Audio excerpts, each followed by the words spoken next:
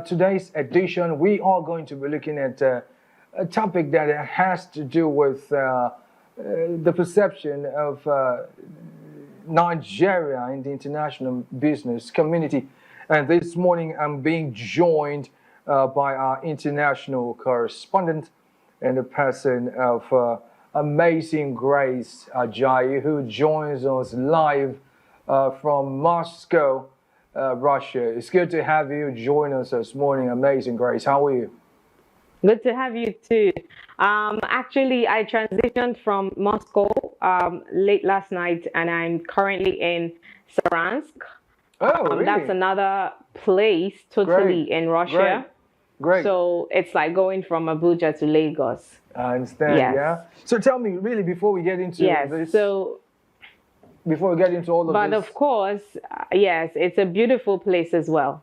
Oh, I can only imagine. I can only imagine how beautiful. But let's get into this conversation. This conversation has to do specifically, so a few days ago was June 12th, and it was, well, commemorated in Nigeria as Democracy Day. How would you say the feeling has been in that part of the world with Nigerians over there in diaspora? How do you see, what are the feelings basically with relation to that? Let's start there. Well, sadly, there are no good feelers here. I was able to go to about 2 communities in Moscow where Igbos are settled. It's a very big settlement. And there's one called Balashika. And of course, the other is the Moscow settlements. That's where Igbos are also living. You'll find a lot of guys from Imo State, Enugu State, Abia State, Anambra State, So it's a very big settlement, and these guys are doing amazingly well. But when I had the conversation with them about June 12th, first, some of them didn't want to come, on air. They were shying away from it. But the others were very sad, and they complained about power supply. They complained about the hike inflation in food items. They complained that when they send money home, it's never enough anymore to get food for their families. And then more importantly, the insecurity issues. Now, a lot of them are very apprehensive when they think about home. And of course, here in Moscow, I've had to experience, I've had to experience walking around by 3 a.m. And I can tell you for sure, Ubong, that Russia is one of the safest places on the earth. I've walked under the tunnel, under the roads. I've walked everywhere, and there are cameras everywhere.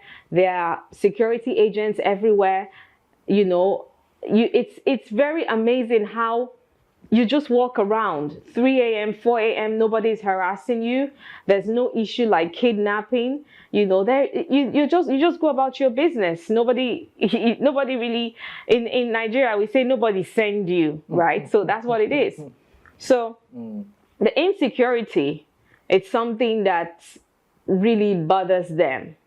Yes. Okay. And, even when I've been here for a couple of weeks, and when I read stories of this person is being kidnapped and all of that, I kind of felt the same way that they feel.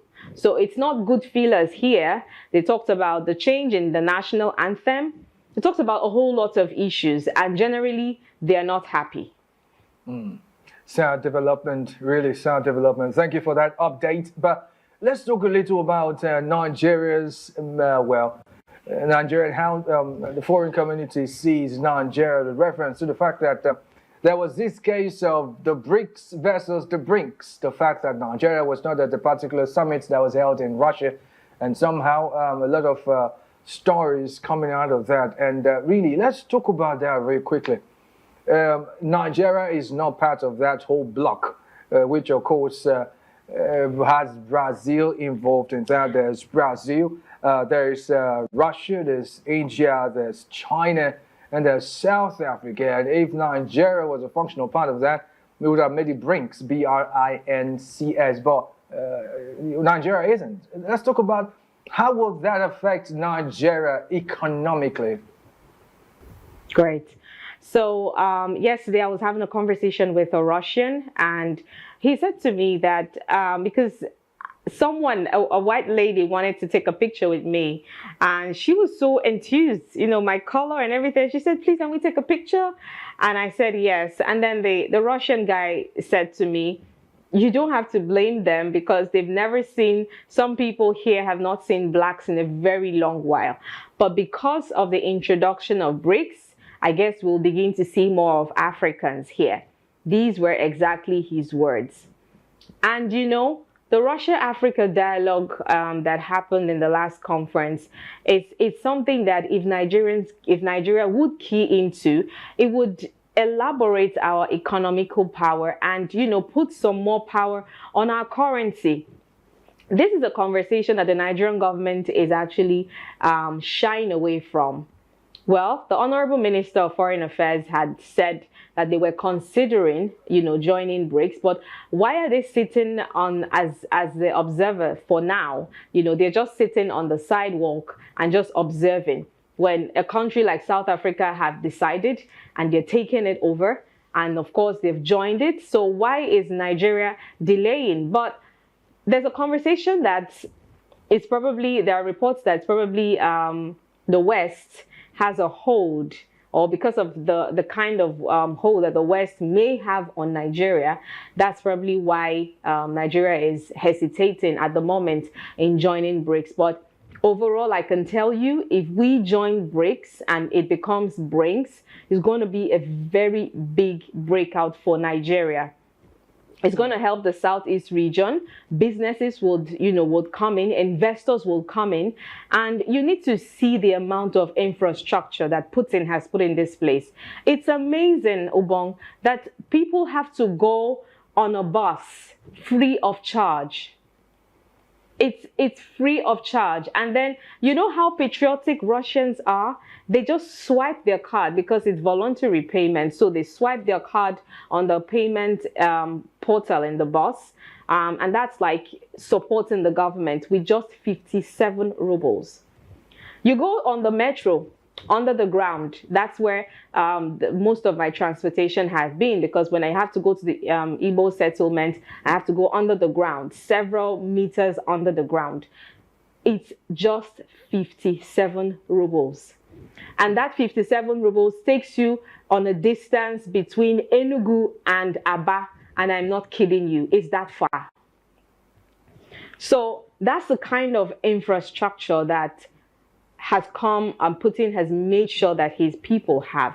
Now think about Nigeria joining BRICS and the kind of investors that will come into Nigeria, the Southeast region particularly. Igbos want to invest back home. I spoke with a lot of Igbo guys here who are doing well in the currency exchange business, and they told me a lot. In fact, one of them said specifically that he's going to be running for House of Reps in Abia State. But how are they sure that when they come in, they would be secure? How are they sure that when they come in, their investments will not be grounded? Another strong issue that the Igbos spoke about is the release of Nnamdi Kanu. We had that conversation here over and over and over. And then they kept telling me how they don't feel okay that Nnamdi Kanu is still imprisoned.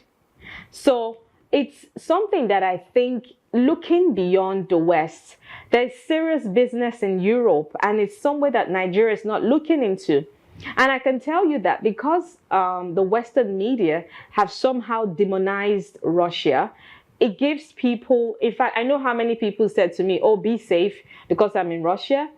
And I said to them, I'm in one of the world's safest places. I'm not agitated. I'm very happy, So it's something that we should begin to look into. Okay. Russians are kind, they're generous, and they're very open to business, especially with Nigerians. Okay, now quickly, just before we let you go, because our time is running real fast, let's look at something very critically, the place of the Nigerian passport. I know that while you got there, you gave us quite a number of stories about how it has been for you, getting there, exchange rates, getting Naira changed to some other currency and all of that. Let's talk about this recent listing, the Nigerian passports as 191 out of 100. and 99. What does Rubles. this imply with reference to doing business with Nigeria? Well, good news. When I got into Russia, I saw that the federal government had already hinted, according to reports, that the Nigerian passport will henceforth be respected at foreign borders.